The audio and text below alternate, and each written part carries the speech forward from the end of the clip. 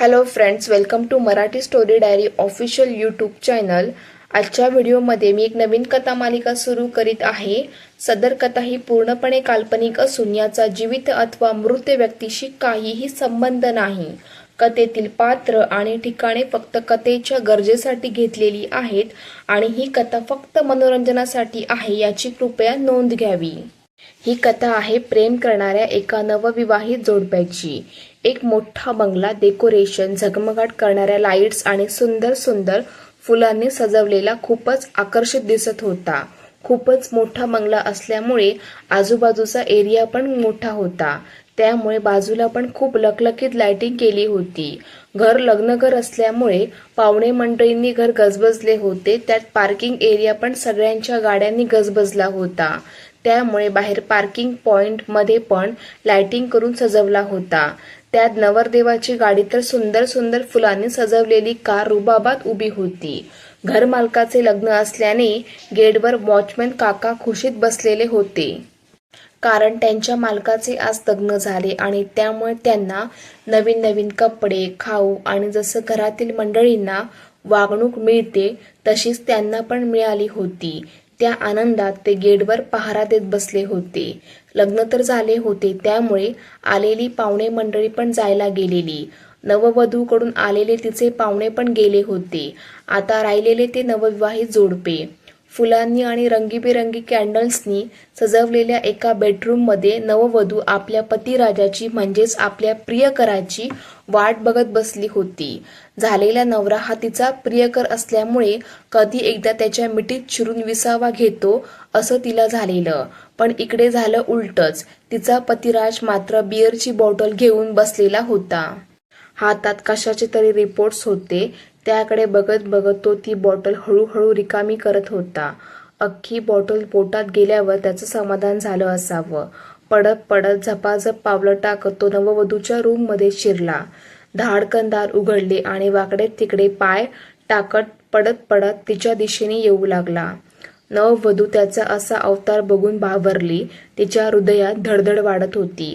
आपला प्रियकर आता फक्त प्रियकर राहिला नाही, तर तो आपला पती परमेश्वर झाला होता। तो आपल्या जवळ येतोय, त्याच्या मिठीत शिरून विसावा घ्यावा असं खूप काय काय तिच्या मनाने ठरवलं होतं। प्रियकर असल्यामुळे तो तिला आल्याबरोबर त्याच्या प्रेमाने, त्याच्या स्पर्शाने चिंब भिजवेल अशी फुसटशी कल्पना तिच्या मनात डोकावत होती। त्या विचाराने स्वतःशी ती गोड लाजली। तो बेडवर येऊन उभा राहिला। तिने लाजून त्याच्याकडे पाहिलं। त्याच्या डोळ्यात वेगळाच अंगार फुलला होता। रागाने, तसेच दारूची अख्खी बॉटल पिल्याने त्याचे डोळे लाल झाले होते। त्यात प्रचंड राग दिसत होता। त्याला बघता तिच्या काळजात चर झालं। त्याने तिच्या अंगावर हातातले रिपोर्ट फेकत म्हणाला, "कुणाचे आहे हे पाप?" त्याचं बोलणं ऐकून तिच्या पायाखालची जमीन सरकली।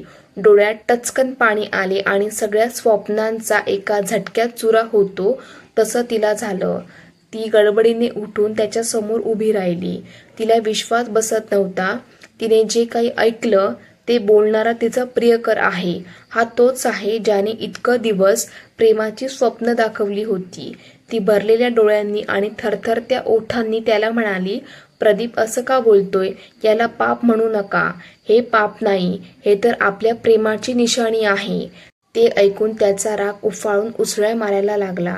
दारूच्या नशेत असल्यामुळे आवाज पण चढला होता। तोंडाला येईल ते बरळू लागला होता। त्याच्या शब्दाने तिच्या मनावर सपासप वार होऊ लागले होते। तो अजून जास्त मनात येईल तसे, वाटेल ते काहीही बोलू लागला। तिच्या चारित्र्यावर झपाझप वार करत होता। तिच्या तोंडातून हुंदक्याशिवाय काहीही बाहेर पडत नव्हते। तो घाण शब्दात तिला बोलत होता आणि ही गप्प सगळं ऐकून हुंदका देत रडत होती। "कुठून दुर्बुद्धी सुचली आणि तुझ्याशी लग्न केलं? गेली 4 महिने माझ्यासोबत प्रेमाचे नाटक करत होती आणि दुसऱ्या कुणाबरोबर तोंड काळे केले? बऱ्या बोलाने सांग, कुणाचे पाप आहे?" "कुणाचे पाप? माझ्या मस्तकावर मारणार होतीस." त्यावर ती मुलगी ओरडून ओरडून सांगत होती, "माझ्यावर विश्वास ठेवा प्लीज, हे तुमचंच आहे. माझ्या मनात तुमच्याशिवाय दुसरा कुणाचाच विचार येत नाही. मी शपथेवर सांगते, हे तुमचं आहे. बस कर तुझी बडबड. तू मला चीट केलं. माझ्या प्रेमाचा घोर अपमान केलास तू. मला तुझं हे काळं तोंड पण बघायची इच्छा राहिलेली नाही. चल चालती हो माझ्या घरातून. दुसऱ्या कुणाचं पाप माझ्या माथी मारायला बघत होतीस ना? अहो नाही हो. माझ्यावर घाणेरडे आरोप लावण्याआधी थोडा तरी विचार करा. चला आपण टेस्ट करू. DNA टेस्टमध्ये हे जर तुमचं मूल नसेल तर मी कुठलीही शिक्षा भोगायला तयार आहे. त्याने कपाटातील स्वतःचे रिपोर्ट काढले आणि म्हणाला, हे बघ, यात स्पष्ट नमूद केलं, मी आयुष्यात कधीही वडील बनू शकत नाही. तर तुझ्या पोटात कुणाचं पाप वाढतंय सांग. साला काय नशीब आहे. लग्नाच्या पहिल्याच रात्री मला कळतंय माझी बायको 3 महिन्याची प्रेग्नेंट आहे. पण मी हे खपवून घेणार नाही. मी शेवटचं सांगतो, तू आत्ताच्या आत्ता इथून जा, नाहीतर धक्के मारून तुला बाहेर काढेन. ते ऐकून ती त्याच्या पायाला पकडून विनवणी करत होती, पण तो तिचं काही एक ऐकायला तयार नव्हता. तो तिच्या केसांना धरून ओढत ओढत बाहेर घेऊन आला. ती गयावया करून त्याला पटवून देण्याचा प्रयत्न करत होती, पण त्याच्या कानात तिचे शब्द ऐकायला जात नव्हते. तिचा रडलेला आवाज ऐकून घरातील काम करणारा दामू डोळे चोळत चोळत बाहेर आला, कारण तो झोपलेला होता. साहेब, त्यांच्या नव्या नवरीला असं ओढत नेतोय हे बघून त्याला खूप वाईट वाटले, पण तो पडला गरीब माणूस. नवरा बायकोच्या भांडणात शहाण्याने पडू नये असं म्हणतात ते उगीच नाही. त्याने तिला ओढत आणले आणि बाहेरच्या एरियामध्ये भिरकावले.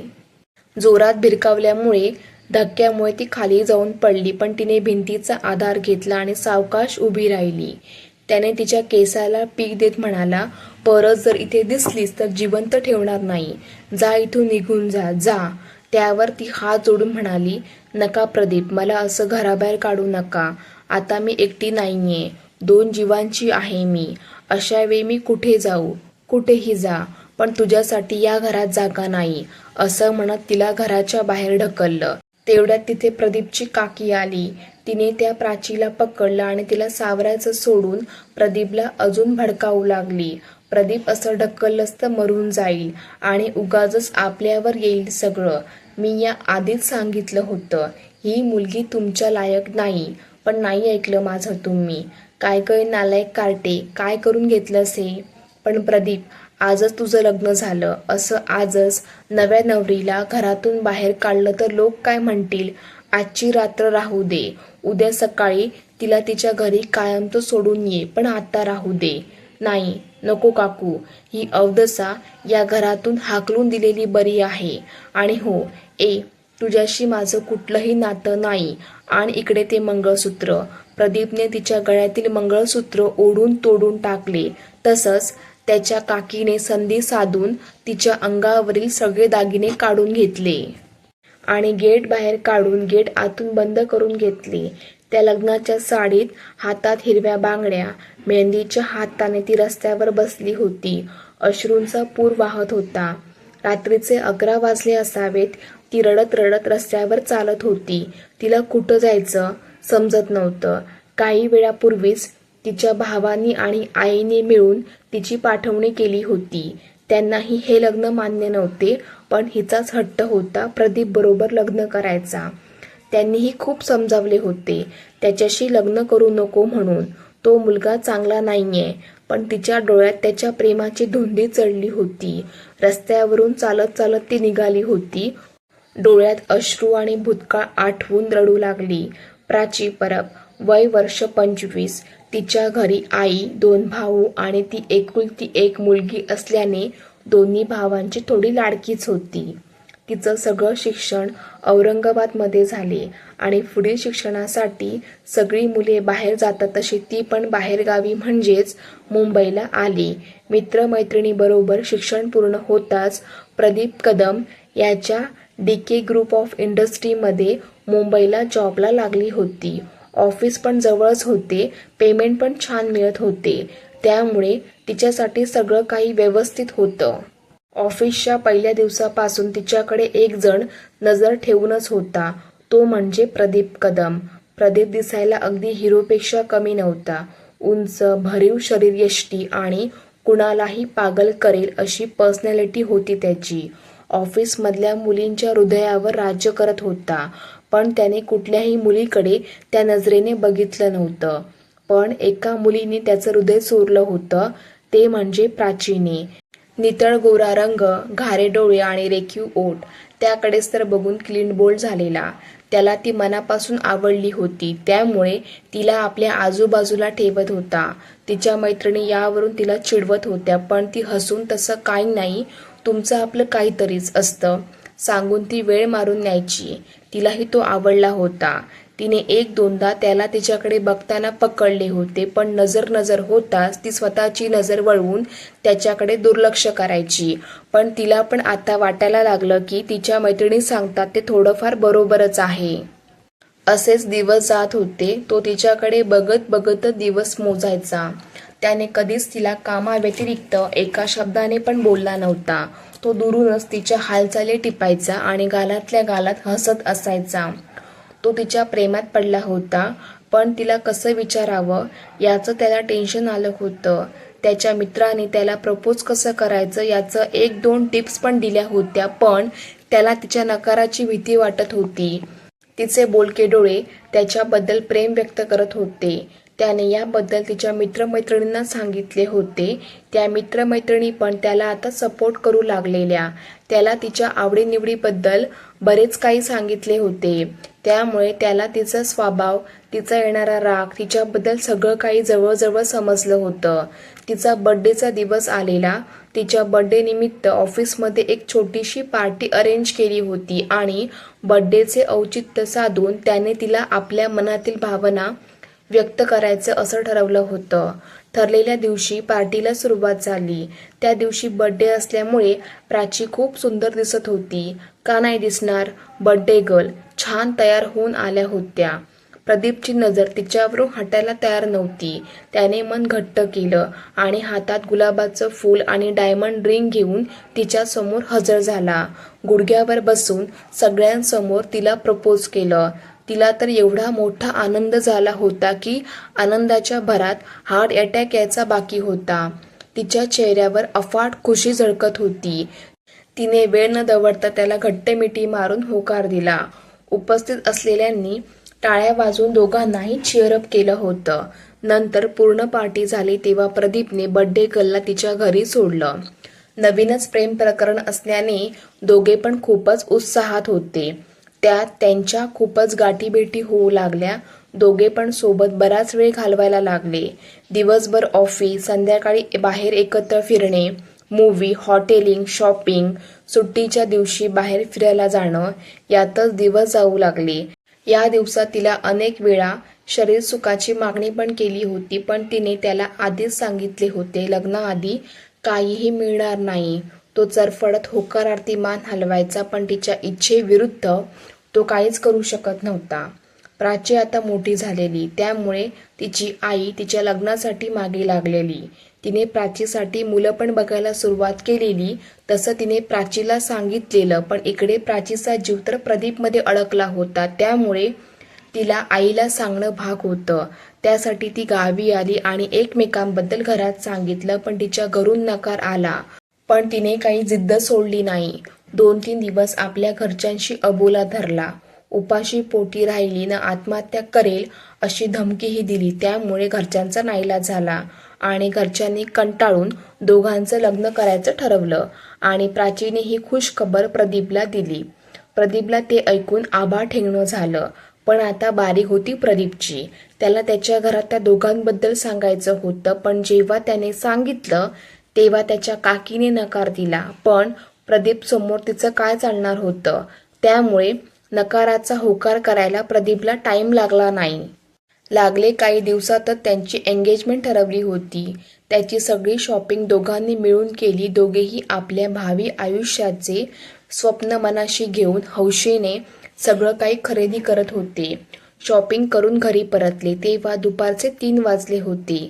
काकी शनिवार असल्यामुळे रोजच्यासारखं मंदिरात गेल्या होत्या हे प्रदीपला माहिती होतं. त्यामुळेच तर तो मुद्दाम प्राचीला शॉपिंगवरून डायरेक्ट घरी घेऊन आला होता. घरातील गडी माणसं पण आपापल्या कामात व्यस्त होती. दोघेही फिरून फिरून कंटाळले होते. घरी कुणीच नव्हते. त्यामुळे प्राची खूप आनंदी होती. आता एंगेजमेंट ठरली तर जवळ यायला काहीच हरकत नव्हती. तशी ती त्याच्या जवळ जाऊ लागली. त्यामुळे त्याच्या मनात पण ती भावना आली. त्याने तिला आपल्या बेडरूममध्ये घेऊन गेला. त्याच्या खट्या नजरेने तिला त्याच्या मनाची झालेली अवस्था, त्याच्या एकूण हावभावांवरून त्याच्या मनाची होणारी अवस्था बघून तिनेच पुढाकार घेत त्याच्या ओठांवर ओठ टेकवले होते. तोही आज तिच्या शरीरावर त्याच्या प्रेमाची पावती उमटवणार होता. त्याने तिला आपल्या मजबूत मिठीत घेतलं. दोघांनी एकमेकांना किस दिले आणि दोघेही जगाचा विसर पडून एकमेकास एक झाले. जेव्हा रात्र झालेली तेव्हा कुठे दोघांना भुकेची जाणीव झाली. तो तिच्यापासून दूर झाला आणि तिने लाजून त्याच्या छातीवर डोकं टेकवलं होतं. दोघांनी एकत्र डिनर केलं आणि तिला तिच्या रूमवर सोडून घरी आला आणि बघता बघता एंगेजमेंटची तारीख जवळ आली आणि एकदाची एंगेजमेंट झाली. त्यानंतर 2 महिन्यांनी लग्नाची तारीख निश्चित करण्यात आली. प्रदीपला ऑफिसच्या कामासाठी दुबईला जायचं होतं. त्याने तिला सोबत येण्याचा खूप आग्रह केला होता, पण तिने त्याच्यासोबत जायला नकार दिला होता. त्यामुळे त्याने जायच्या आधी एकदा एकमेकांसोबत वेळ घालवला आणि दुबईला निघून गेला होता. कामामुळे त्याला लवकर यायला जमलेच नाही. तो तिला आज येतो, उद्या येतोय असंच सांगत होता. बघता बघता तो जाऊन परत आला. लग्नाला 10 दिवस बाकी असताना प्रदीप परत आला होता. तो परत आल्याबरोबर ती धावत पळत त्याला भेटायला आली. प्रदीपला बघून तिच्या चेहऱ्यावर स्मित हास्य तरळलं. त्याने तिला उचलून हग केलं आणि मिठीत घेतलं. पण अचानक हातपाय थरथर कापायला लागले. घाम फुटला, चक्कर आल्यासारखं वाटू लागलं, मळमळल्यासारखं व्हायला लागलं. त्याने तिला लगेच डॉक्टरकडे नेलं. डॉक्टरांनी तिचं फुल बॉडी चेकअप केलं. युरिन, ब्लड शुगर, BP सगळं काही चेक केलं आणि तिला बोलले, तुमची एक टेस्ट करून बघूया, मगच मी परफेक्ट मेडिसिन देऊ शकते. लग्नाला 2-3 दिवस बाकी होते आणि तिचे रिपोर्ट आले. तिला तर ते रिपोर्ट बघून खूपच आनंद झाला होता आणि सरप्राईज म्हणून ही न्यूज ती लग्नाच्या पहिल्याच रात्री देणार होती, म्हणून ती लग्नात खूप आनंदी दिसत होती. तिच्या आई आणि भावांनी धूमधडाक्यात तिचे लग्न केलं.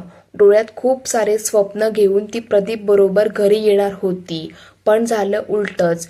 प्रदीपने पण आपल्या प्रियसीला पत्नी बनवून घरी घेऊन आला होता. तिला सजवलेल्या बेडरूममध्ये बसवून तो बाहेर पडला आणि काकूला सांगून तो एका बेडरूममध्ये शिरला.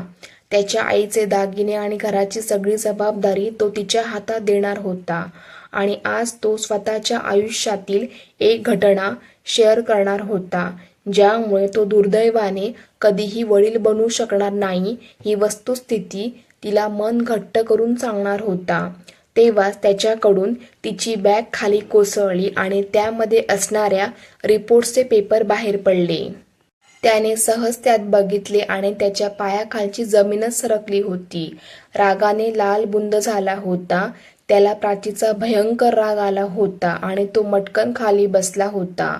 त्याला त्याची प्रियसी असं काही करेल अशी फुसटशी पण कल्पना नव्हती. त्याला परत तिचे तोंड बघायची पण इच्छा राहिली नव्हती आणि त्याच टेन्शनमध्ये ड्रिंक घेत बसला होता. एक पूर्ण बॉटल रिकामी करून तो पळत पळत तिच्या बेडरूममध्ये शिरला. आल्याबरोबर त्याच्या शर्टचा आणि त्याचा वास तिच्या नाकात शिरला होता. त्याने तिला नको नको ते बोलून तिला घराबाहेर काढलं. रागाच्या भरात ती रोडवर चालत चालत ती खूप लांबपर्यंत आली होती. त्याचा आवाज तिच्या कानात घुमत होता. तिने बघितलं, तिने खूप अंतर पार केलेलं होतं. कुठं आली काही समजत नव्हतं. रात्रीच्या वेळी कोणीच नजरेस पडत नव्हतं. सामसूम रस्ता, त्यामुळे कोणतीही गाडी आली तरी भीतीने काटा अंगावर यायचा. त्याचे शब्द मात्र तिच्या कानात घुमत होते. ती आठवून आठवून जीव देण्याचा विचार तिच्या कानात घुमू लागले. त्यासाठी उंचावरून उडी घ्यायची ठरवली आणि तिथे आली, पण त्याआधीच कुणीतरी तिला जोरात ओढले. त्यामुळे ती खाली दगडावर पडली आणि तिच्या डोक्याला मार लागला. ती तिथेच बेशुद्ध होऊन खाली पडली होती. चला फ्रेंड्स, आजच्या पुरतं एवढंच. व्हिडिओ कसा वाटला ते कमेंट करून नक्की सांगा आणि चॅनलला नक्की सबस्क्राईब करून जावा, जेणेकरून पुढच्या व्हिडिओसाठी मला प्रोत्साहन मिळेल.